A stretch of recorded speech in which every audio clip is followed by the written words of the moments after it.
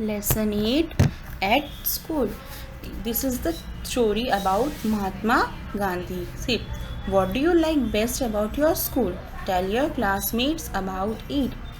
I must have been about 7 when my father left Porbandar for Rajkot to become a member of the राजस्थानिक को है। जब मैं 7 साल का था तब मेरे जो फादर थे, पापा थे, वो पोरबंदर छोड़ दिए थे। क्यों? क्योंकि उनको राजस्थानी कोर्ट का मेंबर बनना था। There I was put to a primary school and I can well recollect those days including the names and other particular of the teacher who taught me. बोले उसके बाद मुझे प्राइमरी स्कूल में मैंने admission लिया और मुझे आज भी वो सब नाम और पर्टिकुलर चीज़ें याद है जो टीचर्स मुझे पढ़ाया करती थी।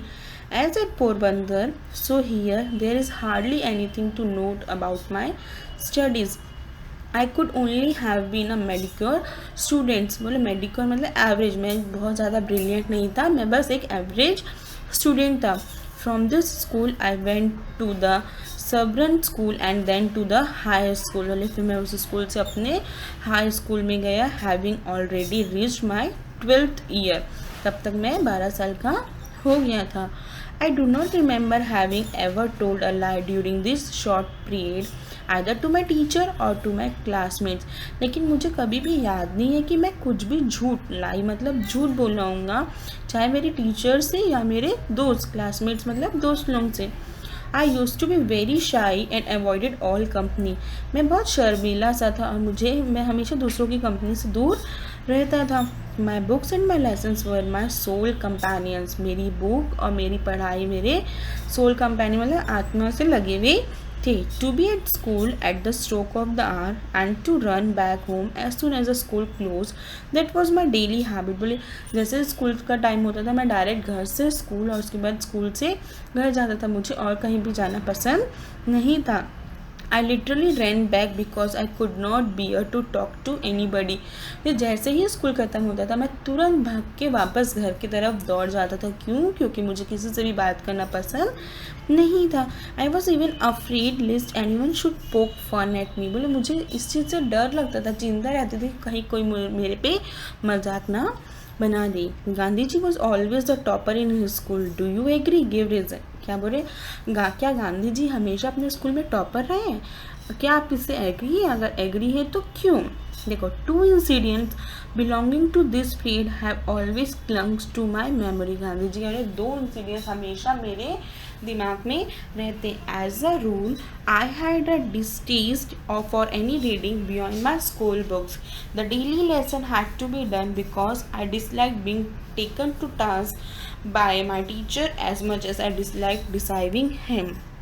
Therefore, I would do the lesson but often without my mind on them.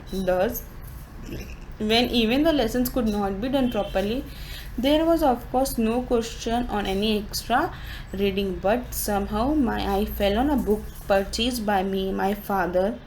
It was Sharna Pitribhakti Nataka, a play about Shravan's devotion to his parents. बोले मैं अपने पढ़ाई के साथ साथ दूसरी बुक्स भी रीड करता था। क्यों? कौन सी बुक? जो उसके पापा ने मतलब गांधी जी के फादर ने खरीदी थी। किसके ऊपर थी? श्रवण के ऊपर थी कि वो मतलब अपने पेरेंट्स के लिए कितना डिवोटी था।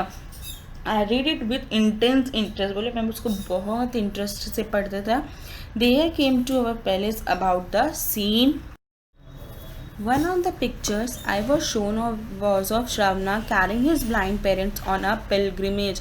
आपको पता है ना, श्रवण कुमार अपने पेरेंट्स को तीर्थ यात्रा पे लेके गया था, तो वही से गांधी जी हमें बता रहे हैं। The book and the picture left an indelible impression on my mind. बोले वो मतलब वो पिक्चर में दिमाग में ऐसे बैठ गई थी कि वो मेरे दिमाग से निकल ही नहीं थी। Here is an example for you to copy, I said to myself. और गांधी जी अपने आप को बोलते हैं कि तुमको भी इसी की वजह से कॉपी करना है। The agonies lament of the parents over Shravan's death is still fresh in my memory. The melting tune moved me deeply and I played it on a concertina which my father had bought for me. बोले मैं मतलब इतने interest से श्रवण कुमार की story पढ़ रहा, मुझे मैं अपने मन में ये सोच रहा था मुझे भी सेम श्रवण कुमार के जैसा बनना है। There was a small similar incident connected with another play. Just about this time, I had secured my father's permission to see a play performed by a certain dramatic company. बोले उस time एक play हो रहा था, play मतलब नाटक, पहले नाटक हुआ करता था ना, वही नाटक हुआ करता था। बोले मैं अपने पेरेंट्स से मतलब अपने फादर से परमिशन लिया और वो उस शो को देखने गया। कौन सा शो था? This play Harishchandra capture my heart. किसके बारे में था? हरीशचंद्र जी के बारे में। I could never be tired of seeing it, but how often should I be permitted to go? It haunted me and I must have acted Harishchandra to myself several times. Why should not all be truthful like Harishchandra? बोले वो हरीशचंद्र जो थे कभी झूठ नहीं बोलते थे, क्यों ना हम सब भी उन्हीं के पाथ पे चलें? Was the question I asked my self day and night. बोले मैं यही क्वेश्चन अपने आप से दिन और रात पूछता रहता था। To follow truth and to go through all the orders Harishchandra went through was the one ideal which inspired in me. बोले और वो भी एक मेरे आइडल बन गया था, मुझे हरीशचंद्र के जैसा भी बनना था। मैं चाहता था कि मैं कभी भी झूठ नहीं बोलूँ। I literally believed in the story of Harishchandra. बोले मैं सच में हरीशचंद्र की स्टोरी में बहुत विश्वास रखता था।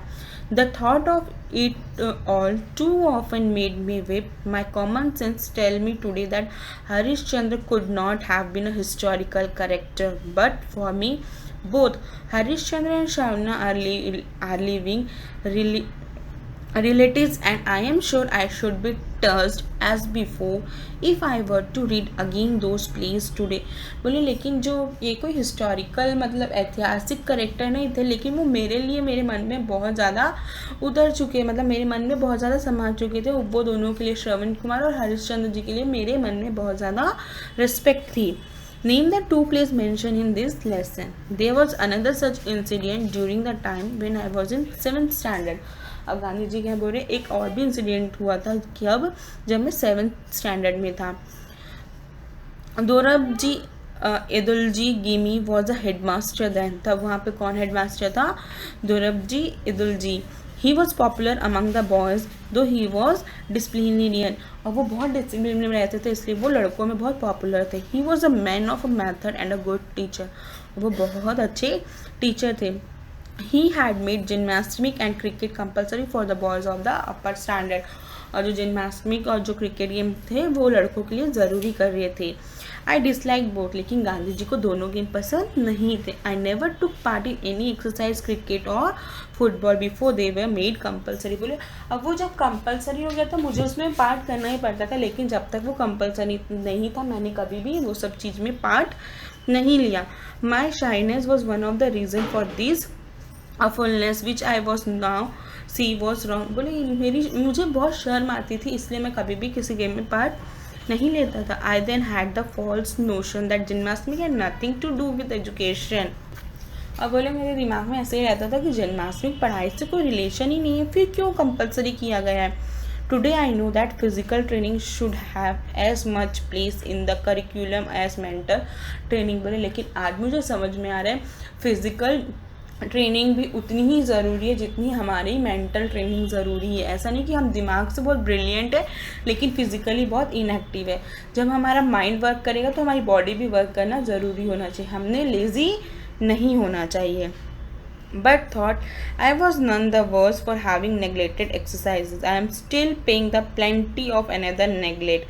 I do not know from where I got the notion that good handwriting was not necessary part of education, but I retained it until I went to England. बोले इसके साथ साथ मुझे ऐसा लगता था कि अच्छी राइटिंग होना भी एजुकेशन के लिए कोई ज़रूरी नहीं है, लेकिन ये चीज़ मुझे कब पता चली? जब मैं इंग्लैंड गया। I then saw that bad handwriting should be regarded as a sign of an imperfect education. बोले वहाँ मैंने देखा कि जिसकी राइटिंग अच्छी नहीं है, बैड हैंड राइटिंग वाले को मतलब रिग्रेट कर देते हैं कि मतलब इसका जो एजुकेशन है वो अच्छा नहीं है।